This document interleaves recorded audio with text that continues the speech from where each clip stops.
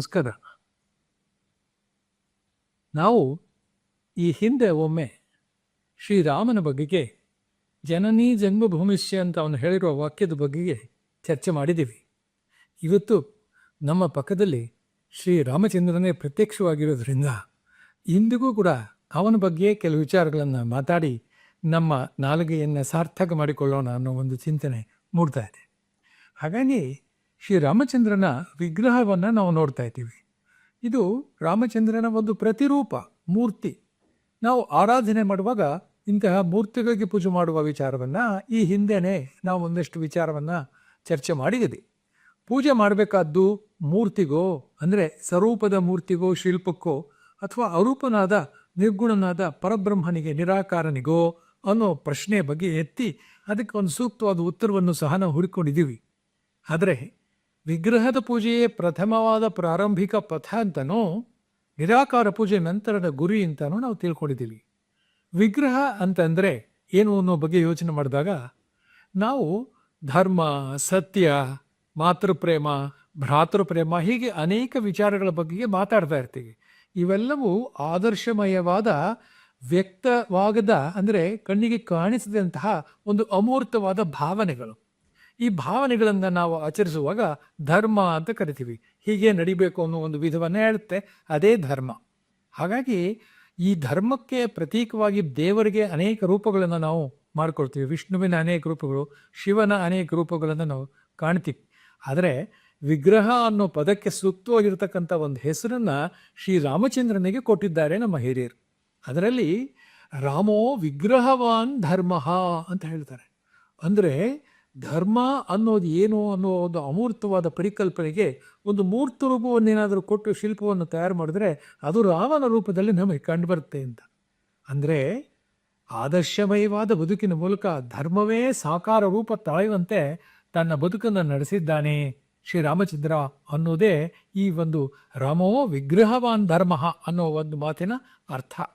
ಅಂದರೆ ನೋಡಿ, ನಾವು ವಿಶ್ವದ ಯಾವುದೇ ಪ್ರದೇಶದಲ್ಲಿಯೂ ಕಂಡು ಬಾರದಂತಹ ಅಪರೂಪವಾದ ಒಂದು ಪಾತ್ರದ ಸೃಷ್ಟಿ ಭಾರತದಲ್ಲಿ ಆಗಿದೆ ವಾಲ್ಮೀಕಿ ಮಹರ್ಷಿಗಳಿಂದ. ನೀವು ರಾಮ ದೇವರೋ, ರಾಮ ಐತಿಹಾಸಿಕ ವ್ಯಕ್ತಿಯೋ ಅಥವಾ ರಾಮ ಒಂದು ಪರಿಕಲ್ಪಿತ ಕಲ್ಪನೆಯೋ ಏನು ಬೇಕಾದರೂ ಹೇಳ್ಕೊಳ್ಳಿ, ಅದು ನಿಮ್ಗೆ ಸಂಬಂಧಪಟ್ಟದ್ದು. ಆದರೆ ಈ ಭಾರತೀಯರ ಆದರ್ಶ ವ್ಯಕ್ತಿತ್ವವನ್ನು ಒಂದು ಸಾಕಾರ ರೂಪದ ವಿಗ್ರಹವನ್ನಾಗಿ ಚಿತ್ರಿಸಿದ್ದಾರಲ್ಲ ವಾಲ್ಮೀಕಿ ಮಹರ್ಷಿಗಳು, ಅದು ಮಾತ್ರ ಎಂದೆಂದಿಗೂ ಮರೆಯೋಕ್ಕೆ ಸಾಧ್ಯವೇ ಇರತಕ್ಕಂಥ ಒಂದು ಆದರ್ಶಮಯವಾದ ರೂಪ. ಹಾಗಾಗಿ ಶ್ರೀರಾಮಚಂದ್ರ ಅವನ ಏಕಪತ್ನಿ ವ್ರತಸ್ಥ, ಮತ್ತು ಅವನು ಭ್ರಾತೃ ಪ್ರೇಮಿ, ಅವನು ಪಿತೃವಾಕ್ಯ ಪರಿಪಾಲಕ, ಅವನು ಶಿಷ್ಟ ಪರಿಪಾಲಕ. ಹಾಗಾಗಿ ಅನೇಕ ದುಷ್ಟ ಶಿಕ್ಷಕ, ಈ ಎಲ್ಲ ಪಾತ್ರಗಳನ್ನು ನಿರ್ವಹಿಸಿರ್ತಕ್ಕಂತಹ ಒಂದು ಆದರ್ಶ ವ್ಯಕ್ತಿಯೇ ಶ್ರೀರಾಮಚಂದ್ರ. ಶ್ರೀರಾಮಚಂದ್ರನ ಗಾಥೆಯನ್ನು ಅಂದರೆ ಶ್ರೀಮದ್ ರಾಮಾಯಣವನ್ನು 7 ಕಾಂಡಗಳಲ್ಲಿ ತ್ರೇತಾಯುಗದಲ್ಲಿರ್ತಕ್ಕಂಥ ಶ್ರೀರಾಮಚಂದ್ರನ ಅವತಾರವನ್ನು 7 ಕಾಂಡಗಳಲ್ಲಿ ವಾಲ್ಮೀಕಿ ಮಹರ್ಷಿಗಳು ಎರಕ ಹೊಯ್ದಿದ್ದಾರೆ. ಅದರಲ್ಲಿ ಲಕ್ಷ ಲಕ್ಷ ಶ್ಲೋಕಗಳ ಮೂಲಕ, ಛಂದೋಬದ್ಧವಾದ ಶ್ಲೋಕಗಳ ಮೂಲಕ ಸಹಸ್ರಾರು ಸುಭಾಷಿತಗಳಿಂದ ತುಂಬಿದ್ದಾರೆ. ಅಷ್ಟೊಂದು ಅದ್ಭುತವಾದ ಒಂದು ಕೃತಿಯನ್ನು ನಾವು ಪಠನ ಮಾಡಲಿಕ್ಕೆ ಕನಿಷ್ಠ ದಿವಸಕ್ಕೆ ಒಂದು 10 ಪುಟ ಓದಿದ್ರೂ ಕೂಡ ಕನಿಷ್ಠ ಒಂದು 3-4 ತಿಂಗಳ ಅವಧಿ ಆದರೂ ಬೇಕಾಗುತ್ತೆ. ಆದರೆ ಅಷ್ಟೊಂದು ಜನರಿಗೆ ತಾಳ್ಮೆ ಎಲ್ಲರಿಗೂ ಇಲ್ಲದೇ ಇರೋದ್ರಿಂದ ಎಲ್ಲರೂ ಸುಲಭವಾಗಿ ಶ್ರೀರಾಮಾಯಣದ ಸಮಗ್ರ ಕಲ್ಪನೆಯನ್ನು ಒಮ್ಮೆಗೆ ತಂದುಕೊಳ್ಳೋದಕ್ಕೋಸ್ಕರವಾಗಿ ಒಂದೇ ಒಂದು ಏಕಶ್ಲೋಕಿ ರಾಮಾಯಣ ಅನ್ನುವ ಒಂದು ಅದ್ಭುತವಾದ ಪರಿಕಲ್ಪನೆಯನ್ನು ನಮ್ಮ ಪೂರ್ವಜರು ಮಾಡಿಟ್ಟಿದ್ದಾರೆ. ಆ ಏಕಶ್ಲೋಕಿ ರಾಮಾಯಣದಲ್ಲಿ ಎಲ್ಲ ರಾಮಾಯಣದ ಘಟನಾವಳಿಗಳು ಕೂಡ ಸೂಕ್ಷ್ಮವಾದ ರೂಪದಲ್ಲಿ ಅಲ್ಲಿ ಬಂದುಬಿಟ್ಟಿದೆ. ಹಾಗಾಗಿ ಆ ಶ್ಲೋಕವನ್ನು ಒಮ್ಮೆ ಅವಲೋಕಿಸುವುದಾದರೆ, ಆದೌ ರಾಮ ತಪೋವನಾದಿಗಮನಂ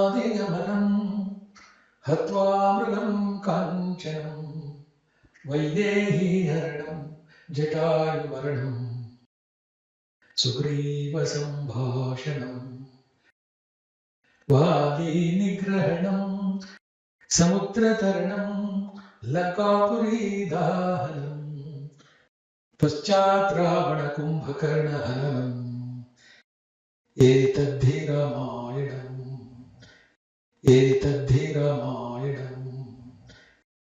ಅಂತ ಹೇಳಿ ಸಮಗ್ರ ರಾಮಾಯಣದಲ್ಲಿರ್ತಕ್ಕಂತಹ ಮುಖ್ಯವಾದ ಘಟನಾವಳಿಗಳನ್ನು ಒಂದು ಸಲ ನೆನೆಸ್ಕೊಳ್ಳೋದಕ್ಕೋಸ್ಕರ ಈ ಏಕಶ್ಲೋಕಿ ರಾಮಾಯಣ ಅನ್ನುವ ಶ್ಲೋಕವನ್ನು ನಮ್ಮ ಹಿರಿಯರು ಬರೆದಿದ್ದಾರೆ. ಈ ಒಂದು ಸಲ ಪಾರಾಯಣ ಮಾಡಿದ್ರೆ ಸಮಗ್ರ ರಾಮಾಯಣವನ್ನು ಓದಿದಂತಹ ಒಂದು ಭಾವ ನಮ್ಮಲ್ಲಿ ಉಂಟಾಗುತ್ತೆ, ಸಾರ್ಥಕತೆ ಅನ್ನೋದು ಕೂಡ ಇದರ ಮೂಲಕ ಗೊತ್ತಾಗುತ್ತೆ. ನೋಡಿ, ಶ್ರೀರಾಮಚಂದ್ರನ ಬಾಯಿಂದ ಬಂದಂತಹ ಜನನಿ ಜನ್ಮಭೂಮಿಶ್ಚ ಅನ್ನುವ ವಿಚಾರವನ್ನು ಈ ಒಂದು ಸಮರ್ಪಣೆ ಪ್ರಾರಂಭದಲ್ಲಿ ಮತ್ತು ಹಿಂದಿನ ಒಂದು ಸಮರ್ಪಣೆಯಲ್ಲಿ ವಿವರವಾಗಿ ತಿಳ್ಕೊಂಡಿದ್ದೀವಿ. ಅದೇ ತರಹ ಇನ್ನೊಂದು ಶ್ರೀರಾಮಚಂದ್ರನ ಬಗ್ಗೆ ತಿಳ್ಕೊಳ್ಬಹುದಾದದ್ದು ಅಂತಂದರೆ, ನಾವೆಲ್ಲರೂ ಬಾಲ್ಯದಲ್ಲಿದ್ದಾಗ ಇವತ್ತಿಗೂ ಸಹ ಎಂದೆಂದೂ ಸಹ ರಾಮನ ಒಂದು ಸ್ತುತಿಯನ್ನು ಭಜಿಸ್ತೀವಿ. ಇದು ರಾಮಾಯ ರಾಮಭದ್ರಾಯ ರಾಮಚಂದ್ರಾಯ ವೇಧಸೆ ರಘುನಾಥಾಯ ನಾಥಾಯ ಸೀತಾಯ ಪತಯೇ ನಮಃ ಅನ್ನೋದು ನಮಗೆ ನಿಮಗೆಲ್ಲ ತುಂಬ ಪರಿಚಿತವಾಗಿರ್ತಕ್ಕಂತಹ ಒಂದು ಶ್ಲೋಕ ಇದು. ಈ ಶ್ಲೋಕವನ್ನು ನಾನು ಪ್ರಾರಂಭಿಕ ಸಂಸ್ಕೃತ ಕಲಿಯುವ ಬಾಲ್ಯದಲ್ಲಿ ಪ್ರಾರಂಭ ಮಾಡಿದಾಗ ನನ್ನ ಗುರುಗಳು ಅಂದ ಕೂಡಲೇ ಕೈಗಳು ಹೇಗೆ ಮುಗಿದು ಹೋಗ್ಬಿಡುತ್ತೆ. ಹಾಗಾಗಿ ನನ್ನ ಗುರುಗಳಲ್ಲಿ ಮೊದಲನೆಯವರು ಗೋಪಾಲಾಚಾರ್ಯ ಅಂತ ಮೈಸೂರಿನ ಮಹಾಜನ ಶಾಲೆಯಲ್ಲಿ ಸಂಸ್ಕೃತ ಪಂಡಿತರಾಗಿ ಸೇವೆ ಸಲ್ಲಿಸ್ತಾ ಇದ್ದರು. ಅವರು ನನಗೆ ಪ್ರಥಮ ಪಾಠಗಳನ್ನು ಕಲಿಸ್ಕೊಟ್ಟಿದ್ದಾರೆ. ಆ ನಂತರ ಮುಂದಿನ ಸಂಸ್ಕೃತ ಅಧ್ಯಯನವನ್ನು ನನಗೆ ಮೈಸೂರು ಮಹಾರಾಜ ಸಂಸ್ಕೃತ ಪಾಠಶಾಲೆಯಲ್ಲಿ ಗುರುಗಳಾಗಿದ್ದಂತಹ ಪಾಂಚರಾತ್ರಾಗಮದ ಪ್ರೊಫೆಸರ್ ಆಗಿದ್ದಂತಹ ಶ್ರೀಯುತ SN ಭಟ್ ಅವರು ನನಗೆ ಮುಂದಿನ ಸಂಸ್ಕೃತ ಅಭ್ಯಾಸವನ್ನು ಮಾಡಿಸ್ಕೊಟ್ಟಿದ್ದಾರೆ. ಅವರು ಈ ಒಂದು ಶ್ಲೋಕ ಈಗ ಯಾಕೆ ಅವರ ನೆನಪುಗಳು ಬರ್ತಾ ಇದೆ ಅಂದರೆ, ಶ್ರೀಯುತ ಭಟ್ ಅವರು ನನಗೆ ಈ ರಾಮಾಯ ರಾಮಭದ್ರಾಯ ಅನ್ನುವ ಒಂದು ಶ್ಲೋಕಕ್ಕೆ ಅರ್ಥವನ್ನು ವಿವರಿಸಿ, ಅದಕ್ಕೆ ಮುಂಚೆ ನನ್ನನ್ನು ಕೇಳಿದ್ರು, ಏನಪ್ಪ ಹೀಗಂದರೆ ಶ್ಲೋಕದ ಅರ್ಥ. ಸರ್, ರಾಮನಿಗೆ ಅನೇಕ ಹೆಸರುಗಳಿವೆ. ರಾಮಂದೆ, ರಾಮಭದ್ರ, ರಾಮಚಂದ್ರ, ವೇದಸ್ಸು, ಈ ಥರ ರಘುನಾಥ ಇನ್ನೇನೋ ಇದೆ. ಈ ಒಂದೊಂದು ಹೆಸರನ್ನೇ ಕರೆಸ್ಕೊಳ್ತಿರುವ ಶ್ರೀರಾಮಚಂದ್ರನಿಗೆ ನಮ್ಮ ನಮಸ್ಕಾರ ಅಂತ ಅದರ ಅರ್ಥ ಅಲ್ವೇ ಸರ್ ಅಂತ ನಾನು ಕೇಳಿದೆ. ಅವರು ಮುಗುಳ್ನಪ್ಪಿಟ್ಟು, ಸರಿ ಅದೇನೋ ಸರಿ, ಆದರೆ ಇದನ್ನು ಕಾವ್ಯಮಯವಾಗಿ ಅರ್ಥ ಮಾಡ್ಕೊಳ್ಬೇಕಾದ್ರೆ ಸ್ವಲ್ಪ ಒಳಗೆ ಪ್ರವೇಶ ಮಾಡಬೇಕಾಗುತ್ತೆ. ಅದೇನು ಹೇಳಿ ಸರ್.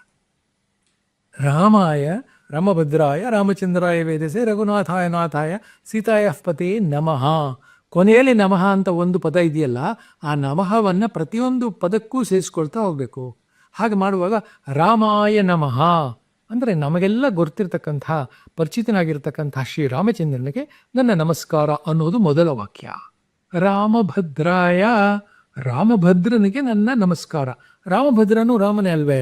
ಹೌದು. ಆದರೆ ರಾಮಚಂದ್ರನ ತಂದೆಯಾದಂತಹ ದಶರಥ ಮಹಾರಾಜ ಅವನನ್ನು ರಾಮ ಅಂತ ಸಂಬೋಧಿಸ್ತಾ ಇರಲಿಲ್ವಂತೆ, ರಾಮಭದ್ರ ಅಂತ ಸಂಬೋಧಿಸ್ತಾ ಇದ್ನಂತೆ. ಭದ್ರ ಅಂದರೆ ಮಂಗಳಕರ.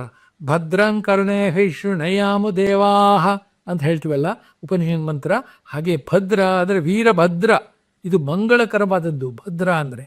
ಆದ್ದರಿಂದ ರಾಮಭದ್ರ ಅತ್ರ ಆಗಚ್ಚತು ತಾತ ಅಂತ ಕರಿತಾ ಇದ್ದರಂತೆ. ರಾಮಭದ್ರ ಎಂದು ದಶರಥನಿಂದ ಯಾರು ಕಳಿಸಿಕೊಳ್ಳುತ್ತಿದ್ದರೋ ಅವರಿಗೆ ನಮಸ್ಕಾರ. ರಾಮಾಯ ರಾಮಭದ್ರಾಯ ರಾಮಚಂದ್ರಾಯ, ಯಾರೋ ಒಬ್ಬರು ಅವನನ್ನು ರಾಮಚಂದ್ರ ಅಂತ ಕರಿತಾ ಇದ್ರಂತೆ. ಯಾರವರು ಅಂದರೆ ಹೆತ್ತ ತಾಯಿ ಕೌಸಲ್ಯ ಮಾತೆ ಅವನನ್ನು ರಾಮ ಅಂತ ಕರೀತಿರಲಿಲ್ಲಂತೆ. ರಘುವಂಶಕ್ಕೆ ತಂಪನೆಯ ಬೆಳಕನ್ನು ನೀಡತಕ್ಕಂತಹ ಚಂದ್ರನಾಗಿರ್ತಕ್ಕಂತಹ ನೀನು ರಾಮಚಂದ್ರ ಅನ್ನುವ ಅರ್ಥದಲ್ಲಿ ರಾಮಚಂದ್ರ ಭವಿಷ್ಯತ್ತು ಪುತ್ರ ಅಂತ ಹೇಳಿ ಕರಿತಾ ಇದ್ರುತ್ತೆ.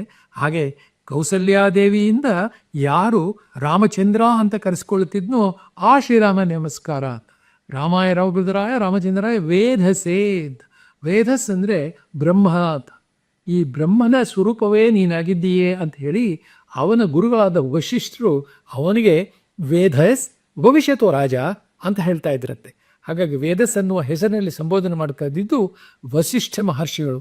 ಅದೊಂದು ಯಾವ ಒಬ್ಬ ವ್ಯಕ್ತಿ ವಸಿಷ್ಠ ಮಹರ್ಷಿಗಳಿಂದ ವೇದಸ್ ಅಂತ ಕರೆಸ್ಕೊಳ್ತಿದ್ನೋ ಅವನಿಗೆ ನನ್ನ ನಮಸ್ಕಾರ ಅಂತ.